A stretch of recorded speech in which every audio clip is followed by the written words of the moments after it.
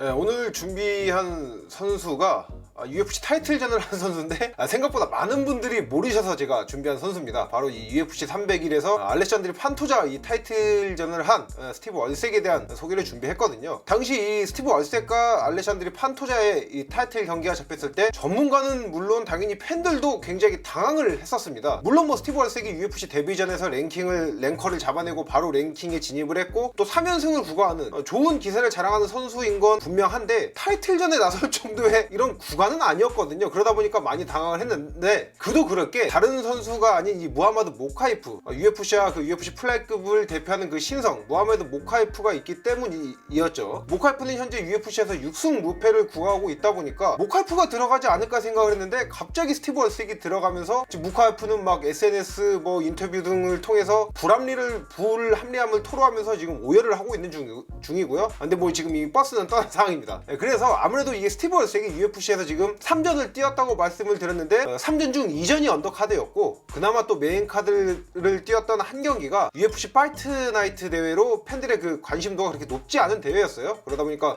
좀 정보라든지 어떤 그 선수의 스타일 뭐 서사에 대한 내용이 부족하다 보니까 이 스티브 얼색에 대한 그 소개를 하는 컨텐츠를 오늘 준비했습니다. 일단 스티브 얼색이 MMA 입문하게 된 배경도 살짝 독특은 합니다. 원래 보통은 뭐 어릴 때부터 뭐 무술을 접했거나 아니면 어릴 때 UFC 방송을 보고 이거 해보고 싶다 이런 식으로 바로 이렇게 접근하는 선수들이 보통 대다수죠. 그런데 스티브 얼색 같은 경우에는 원래는 이 프로레슬링 WWE의 팬이었습니다. 근데 이 스티브 얼색이 이제 MMA에 관심을 가지게 된 경기가 무엇이냐, 바로 UFC 81에서 펼쳐진 프랭크 미어와 브록 레스너와의 경기였죠. 이 경기가 WWE 챔피언이었던 브록 레스너의 그 UFC 데뷔전이었어요. 그러니까 당연히 WWE의 큰 팬이었던 얼색은 브록 레스너, WWE 챔피언 출신 브록 레스너의 데뷔전을 관심있게 지켜본 거죠. 특히나 브록 레스너 하면은 프로 레슬러들 중에서도 괴물 같은 이 신체 능력으로 상대방들을 정말 아예 짓이기는 이런 또 경기 스타일로 유명했잖아요. 그렇기 때문에 과연 MMA에서 어느 정도 모습을 보여줄까 기대를 하고 봤을 텐데 그 경기에서 브록 레스너가 보기 좋게 패배를 당합니다.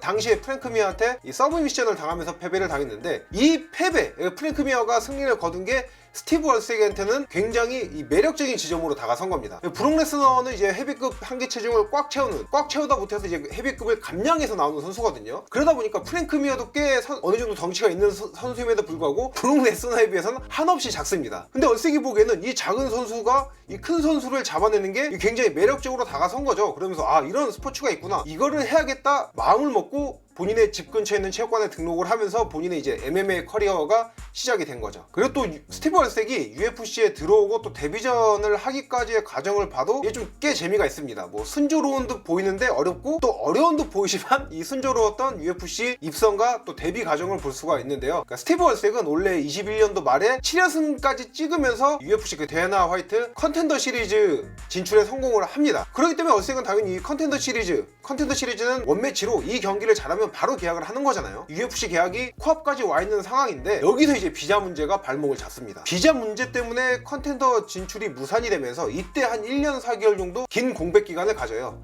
근데 다행히도 공백 기간 이후에 복귀전에서 승리를 거두면서 UFC 직행에 성공을 해요. 그러니까 요새 같은 시기에 UFC 오디션 프로그램을 거치지 않고 직행하는 선수는 극소수거든요.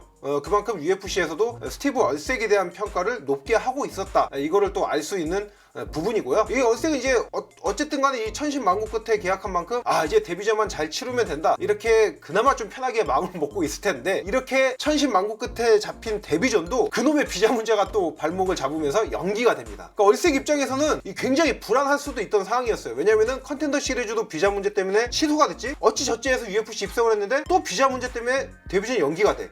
이러다 UFC 경기 못 뛰는 거 아니야? 이렇게 충분히 불안할 수가 있거든요. 그런데 여기서 뜻밖의 기회가 찾아옵니다. 다비드 두보락과 매슈넬, 플라이급 랭커 간의 경기가 잡혀 있었는데 여기서 매슈넬이 아웃이 되면서 이제 UFC 데뷔전을 준비하고 있던 스티브 얼색이 당시 랭킹 10위였던 다비드 두보락과 만나게 된 겁니다. 그리고 이 경기에서 스티브 얼색을 랭킹 10위 두보락을 잡아내면서 UFC 1전 만에 UFC 데뷔전 승리와 함께 랭킹에 진입하는 랭킹 14위로 UFC 데뷔에 성공하는 엄청난 일을 일을 또 이루게 되죠. 그러니까 스티브 월색의 이런 과정만 보더라도 정말 인생사가 세옹지벌하는 걸 또 알 수가 있는 거죠. 일단 스티브 월색은 호주 선수인데, 그러니까 호주도 아무래도 영미권 나라다 보니까 이게 비자 문제가 크지 않을 거라 생각이 되는데 의외로 또 이렇게 비자 문제가 있더라고요. 근데 다행히 어쨌든 크게 좀 넓게 봤을 때는 이 비자 문제가 어찌 보면 약간 도움이 됐다, 이렇게 볼 수도 있겠죠. 또 스티브 월색은 또 우리나라와의 그 인연이 있습니다. 뭐 다른 게 아니라 한국 선수와 경기를 한 적이 있어요. RTU 시즌1 결승 진출자이자 RTU 시즌2에도 출전을 했었던 우리나라 이 최승국 선수와 경기를 2018년도에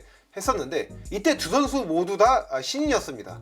스티브 월색은 이 경기가 MMA 3전째였고요. 제가 또 이 경기를 특별히 정확히 기억하는 이유가 뭐냐면은, 제가 이때 호주에서 열린 경기였는데 최승국 선수를 비롯해서 이 대회를 뛰는 한국 선수들 이제 코너맨으로 참가를 했었어요. 이때 아무래도 뭐 지역 내 중소단체 경기라 보니까 감량 훈련을 진행할 체육관도 미비하고 이 사우나도 미비해가지고 호텔 내 숙소 내에서 막 침대 치우고 라디에이터 이빨에 틀어놓은 다음에 막 땀복 입혀가지고 감량 훈련 진행하고 이랬던 기억이 있는데, 또 이게 감량 당일날, 이게 개최를 하는 당일날에는 선수들이 움직일 힘이 없어서 이제 사우나에서 땀을 빼는 게 통상적이거든요. 그런데 이 사우나도 근처에 없다 보니까 막 제가 발품 팔아서 찾으러 다니다가 사우나 한 군데를 발견해서 들어갔는데, 그 카운터에 있는 직원이 이상야릇하게 계속 쳐다보고 뭔가 질문을 던지는데 질문도 뭔가 좀 이상해요. 그리고 손짓 제스처도 좀 이상하고, 그래서 여기 뭐야 하고 자세히 좀 들어보고 알아보니까 게이 사우나였던, 굉장히 당황스러웠던 일화도 있는데, 뭐 본론으로 돌아가서 일단 경기 자체 내용을 제가 평가를 하자면은, 당시 그 경기에서 이제 스티브 월색이 최승국 선수 상대로 만장일치 판정승을 거뒀습니다. 근데 이 경기 내용이 좀 좋았어요.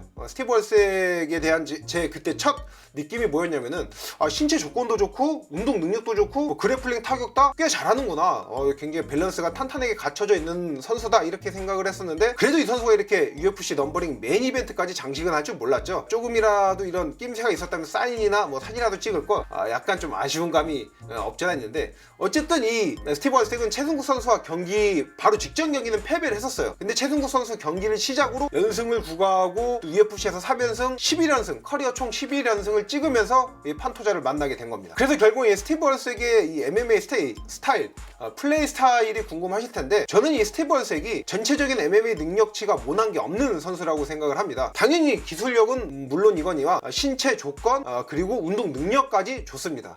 플라이급에서 신장이 173이면은 꽤 큰 편에 속하거든요. 그런데 몸도 단단해요. 근육도 잘 갖춰져 있고 운동 능력도 좋고 체력도 좋고 기술력도 좋다 보니까 경기 운영 능력이 좋은, 또 경기 운영 능력이 좋으려면 당연히 파이트 IQ도 좋아야겠죠. 이렇듯 전체적인 밸런스가 뛰어난 선수입니다. 그리고 이 스티브 월색이 아무래도 이 서브미션 승리가 많거든요. 본인의 그 승리, 커리어 전체 승리 중에 거의 절반가량이 서브미션 승리인데, 이러다 보니까 좀 긴 사지를 활용한 끈적한 그래플러 성향의 선수가 아니냐 생각을 하실 수가 있는데, 아닙니다. 이 선수는 본인의 특유의 거리감을 살린 원거리 핀포인트 타격이 좋고요. 또 그래플링이 또 좋다 보니까 원거리 타격의 부담감을 느끼는 선수들이 거리 안쪽으로 들어왔을 때 그래플링을 활용해서 서미션을 잡던지, 아니면 본인의 거리를 유지하면서 타격을 맞춰서 데미지를 입힌 후에 이 서미션으로 끝내는 이런 패턴이 주로 이루다 보니까 서미션 승리가 많습니다. 제가 말씀드린 걸 종합하시면 당연히 아시겠지만, 전체적인 능력치가 뛰어난 정말 준수한 올라운드 플레이어라고 볼 수가 있죠. 일단 이 선수가 이제 올해 나이가 28이에요. 시기적으로 보나 지금 현재 보여주는 퍼포먼스로 보나 이 전성기에 접어든 선수라고 볼 수가 있죠.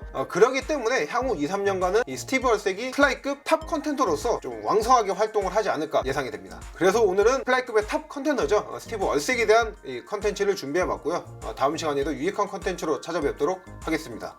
렛츠 댄스!